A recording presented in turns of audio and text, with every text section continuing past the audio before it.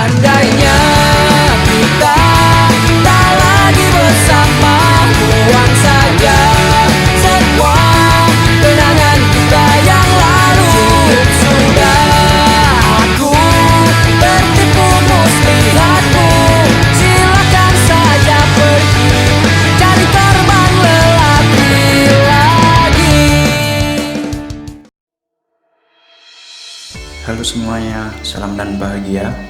Bertemu lagi bersama kami di Manufaktur Asik, kelompok 19 Praktikum Manufaktur Teknik Industri Sarjana Wiyata Taman Siswa yang beranggotakan Muhammad Gaus Azam, Naufal Pramistara, Afrianus Wangge, Alif Nur Rahman, Tri Wulandari, dan Rizal Rozagi. Nah, sebelum nonton video kali ini, jangan lupa subscribe, like, dan komen ya teman-teman. Salam dan bahagia, perkenalkan nama saya Afrianus Wangge. Pada bagian ini saya akan menjelaskan tentang apa itu teknik kerja bangku. Teknik kerja bangku adalah teknik dasar yang harus dikuasai oleh seseorang dalam mengerjakan benda kerja. Pekerjaan kerja bangku menekankan pada pembuatan benda kerja dengan alat tangan dan dilakukan di bangku kerja. Pekerjaan kerja bangku meliputi menggambar, mengikir, mengebor, dan mengetep. Adapun aktivitas dalam kerja bangku meliputi yang pertama, pengikiran atau filling, yang kedua, penggergajian atau sewing, ketiga, penandaan atau marking, dan yang keempat, pemahatan atau chiseling. Assalamualaikum warahmatullahi wabarakatuh. Salam dan bahagia. Saya Muhammad Gaus Azam, NIM 2018-012003, anggota dari kelompok 19 Praktikum Manufaktur Universitas Sarjana Wiyata Taman Siswa Yogyakarta. Puji syukur kehadirat Tuhan Yang Maha Esa, atas karunia-Nya kami bisa menyelesaikan pembuatan video ini, yang mana video ini adalah video terakhir sebagai pengganti praktikum proses manufaktur. Dalam video ini kami akan menjelaskan proses kerja bangku. Sebelumnya Mas Afri sudah menjelaskan apa itu proses kerja bangku. Lalu pada bagian ini saya Muhammad Gaus Azam akan menjelaskan apa saja jenis-jenis peralatan kerja bangku dan beserta sedikit penjelasannya. Nah, jenis-jenis peralatan kerja bangku yaitu yang pertama adalah kikir. Kikir adalah salah satu alat yang paling penting dalam pekerjaan kerja bangku. Kikir memiliki batang baja yang mempunyai gigi pemarut yang bahan dasarnya dibuat dari bahan baja karbon tinggi.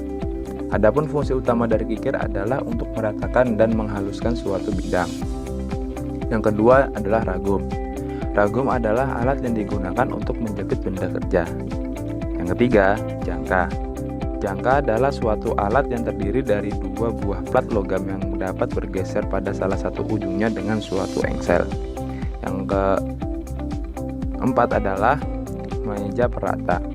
Meja perata ini berfungsi untuk menguji kerataan permukaan. Selain itu, meja datar digunakan untuk meletakkan benda kerja serta alat-alat menggambar.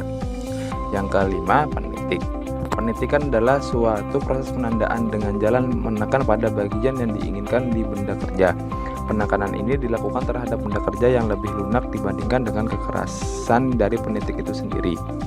Yang keenam adalah penggores. Yang ketujuh ada misar baja, yang kedelapan ada high guide, yang kesembilan ada cap atau stem. Perkenalkan, nama saya Tri Wulandari. Saya akan menjelaskan apa itu teknik mengikir. Mengikir adalah salah satu kegiatan meratakan permukaan benda kerja hingga mencapai ukuran, kerataan, dan kehalusan tertentu dengan menggunakan teknik kikir yang dilakukan dengan tangan. Dalam hal ini, untuk mendapatkan hasil yang presisi dan maksimal diperlukan pemahaman tentang jenis dan karakteristik kikir sebagai alat peraut atau pengikis dan teknik-teknik mengikir yang baik. Untuk bagian penjelasan dasar sebelum melanjutkan pengikiran antara lain adalah sebagai berikut. Yang pertama, memilih dan menyiapkan tempat kerja. Yang kedua, melemaskan sendi-sendi tangan. Dan yang ketiga, melakukan gerakan utama. Yang keempat, melakukan penyapitan benda kerja. Dan yang terakhir adalah spesifikasi ragum. Assalamualaikum warahmatullahi wabarakatuh. Perkenalkan, nama saya Alif Nur Rahman, NIM 2018-01-2014. Kali ini saya akan menjelaskan tentang apa itu menggergaji. Menggergaji adalah suatu proses memisahkan benda kerja menjadi dua atau lebih potongan, atau untuk memotong bagian yang tidak diinginkan dari suatu komponen. Selanjutnya, saya akan menjelaskan tentang langkah-langkah dalam menggergaji. 1. Pasangkan mata gergaji dengan benar. 2. Pasangkan benda kerja ke ragum dan alaskan pengapit ragum dengan kayu apabila hendak memotong besi yang tipis. 3. Beri garis yang akan dipotong supaya saat pemotongan tidak miring. Selanjutnya, istirahatkan gergaji ke permukaan benda yang akan dibelah. 6. Mulailah dari sisi depan dengan posisi gergaji menukik dengan kemiringan dan gunakan ibu jari sebagai pandu. 7. Beri tekanan ringan pada awal penggergajian. 8. Tekanan diberikan saat gergaji didorong ke depan. 9. Tekanan dikurangi pada saat gergaji ditarik mundur. 10.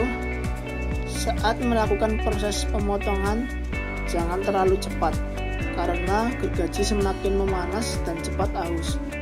Beri sedikit irama yang tetap saat digergaji. Yang terakhir, apabila proses pemotongan hampir selesai, pegang ujung benda dengan tangan supaya benda tidak jatuh saat pemotongan selesai.